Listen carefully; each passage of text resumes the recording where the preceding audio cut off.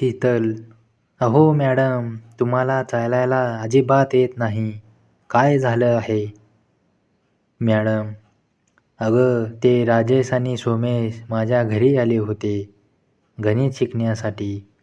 मी त्यांना शिकवण्यास सुरू करत होते तेवढ्यात राजेशने माझे हात पकडले दोन्ही आणि सोमेशने पाय पकडले आणि माझी साडी काढले, माझे ब्रा काढले, परकर काढले, मला पूर्ण नागडी केले. सोमेशने त्याचा केळ काढून माझ्या तोंडात पुढे मागे करू लागला आणि राजेश माझ्या पपईत केळ घालून पचपच मला करू लागला. मला धड श्वाससुद्धा घ्यायला येत नव्हता. दोघं बारीने माझी पचापच मारू लागले. रातभर दोघांनी मला पचापच केलं. माझे बॉल माझी पपई सुजवून सोडले. मला चालायला सुद्धा येईना एवढं धावलं मला.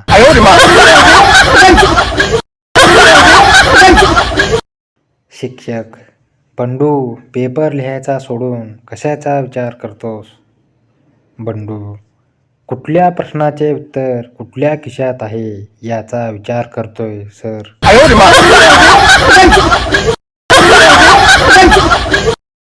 गुरुजी, सांग बरे बंडू, कडधान्य म्हणजे काय?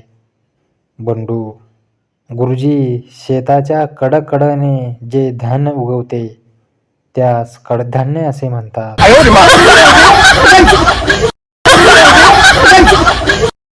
प्रिया, विजय, तुझ्या मालकींची गोष्ट सांग ना.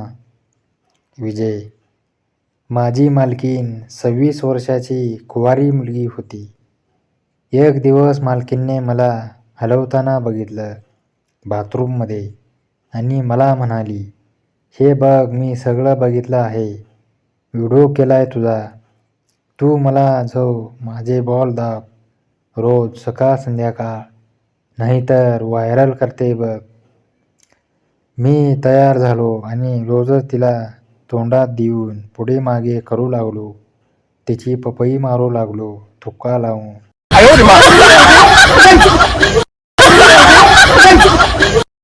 गुरुजी, गण्या, 52 गावांची नावे सांग. गण्या, 40 गाव आणि बारामती.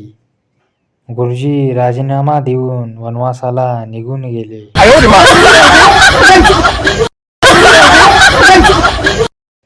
बंड्या, वशिला म्हणजे काय रे? गण्या, वय नाही, शिक्षण नाही, लायकी नाही, तरीही काम होते याला वशिला म्हणतात.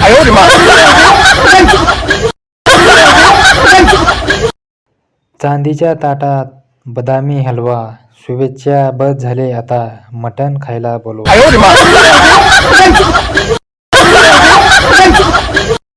गण्याची सुहागरात असते, पण त्याला घरचे सांगतात फक्त किस घेऊन झोपून जायचं, बाकी दुसऱ्या दिवशी करायचं. गण्या बायकोची किस घेतो आणि लगेच झोपतो. बायको, बस एवढंच असतं का? संपली का सुहागरात? शीतल, अहो मॅडम, तुम्हाला चालायला अजिबात येत नाही. काय झालं आहे? मॅडम, अगं ते राजेश आणि सोमेश माझ्या घरी आले होते गणित शिकण्यासाठी. मी त्यांना शिकवण्यास सुरू करत होते तेवढ्यात राजेशने माझे हात पकडले दोन्ही आणि सोमेशने पाय पकडले आणि माझी साडी काढले, माझे ब्रा काढले, परकर काढले, मला पूर्ण नागडी केले. सोमेशने त्याचा केळ काढून माझ्या तोंडात पुढे मागे करू लागला आणि राजेश माझ्या पपईत केळ घालून पचपच मला करू लागला. मला धड श्वाससुद्धा घ्यायला येत नव्हता. दोघं बारीने माझी पचापच मारू लागले. रातभर दोघांनी मला पचापच केलं. माझे बॉल माझी पपई सुजवून सोडले.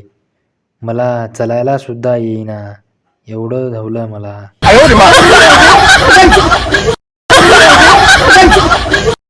शिक्षक, बंडू, पेपर लिहायचा सोडून कशाचा विचार करतोस?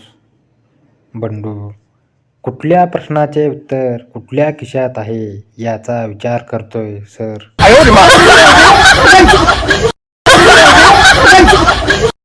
गुरुजी, सांग बरे बंडू, कडधान्य म्हणजे काय? बंडू, गुरुजी, शेताच्या कडकडने जे धान्य उगवते त्यास कडधान्य असे म्हणतात.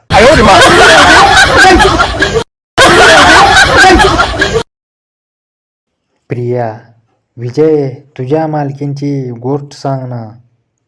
विजय, माझी मालकीन 26 वर्षाची कुवारी मुलगी होती. एक दिवस मालकीनने मला हलवताना बघितलं बाथरूममध्ये आणि मला म्हणाली, हे बघ, मी सगळं बघितलं आहे, व्हिडिओ केलाय तुझा. तू मला माझे बॉल दाब रोज सकाळ संध्याकाळ, नाहीतर व्हायरल करते बघ. मी तयार झालो आणि रोजच तिला तोंडात देऊन पुढे मागे करू लागलो. तिची पपई मारू लागलो.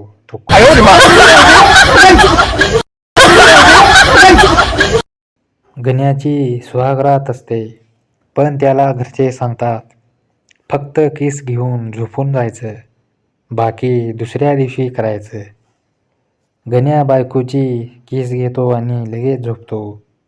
बायको, बस एवढंच असतं का? संपली का सुहागरात? शीतल, अहो मॅडम, तुम्हाला चालायला अजिबात येत नाही, काय झालं आहे? मॅडम, अगं, ते राजेश आणि सोमेश माझ्या घरी आले होते गणित शिकण्यासाठी. मी त्यांना शिकवण्यास सुरू करत होते तेवढ्यात राजेशने माझे हात पकडले दोन्ही आणि सोमेशने पाय पकडले आणि माझी साडी काढले, माझे ब्रा काढले, परकर काढले, मला पूर्ण नागडी केले. सोमेशने त्याचा केळ काढून माझ्या तोंडात पुढे मागे करू लागला आणि राजेश माझ्या पपईत केळ घालून पचपच मला करू लागला. मला धड श्वाससुद्धा घ्यायला येत नव्हता. दोघं बारीने माझी पचापच मारू लागले. रातभर दोघांनी मला पचापच केलं. माझे बॉल, माझी पपई सुजवून सोडले. मला चालायला सुद्धा येईना, एवढं धावलं मला.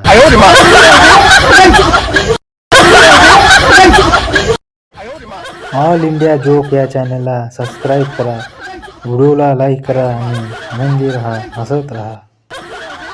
ऑल इंडिया जोक या चॅनलला सबस्क्राईब करा, व्हिडिओला लाईक करा आणि आनंदी राहा, हसत राहा.